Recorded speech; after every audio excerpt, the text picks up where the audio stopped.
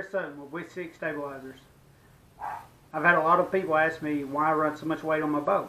Well, every bow will be different as far as how long a bar you will need to run and how much weight is required to balance it out. On my setup, I like to run a 30-inch bar up front with about 5 ounces of weight and a 12-inch bar in the back with 20 to 22 ounces of weight. I know everyone's thinking that's a lot of weight and it'll be really heavy. Well, everyone is different. That is just what I like. That's what I like to run. That don't mean everybody has to do it. When you want to try to balance out a bow, typically you don't want the bow to move in your hand.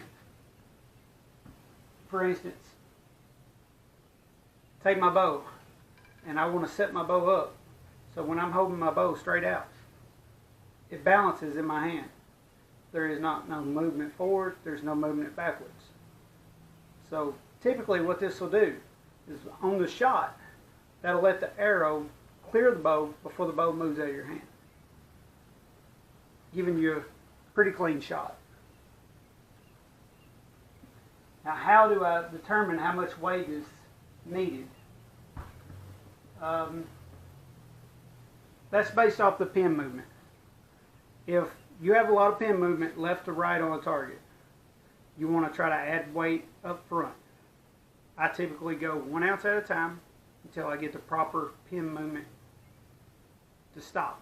You want to kind of center it out. You don't want it to really move a lot on you. I try to have my bow where it sits and it does not move off a dot. If it's moving on a dot, I'll add an ounce up front and a couple ounces to the back to counteract that. A good ratio is 4 to 1. If I had 1 ounce of weight on the front, I had 4 on the back to balance that back out. Everyone is different. That's just how I set it up and how I run it. Thanks for watching. Any questions, feel free to ask.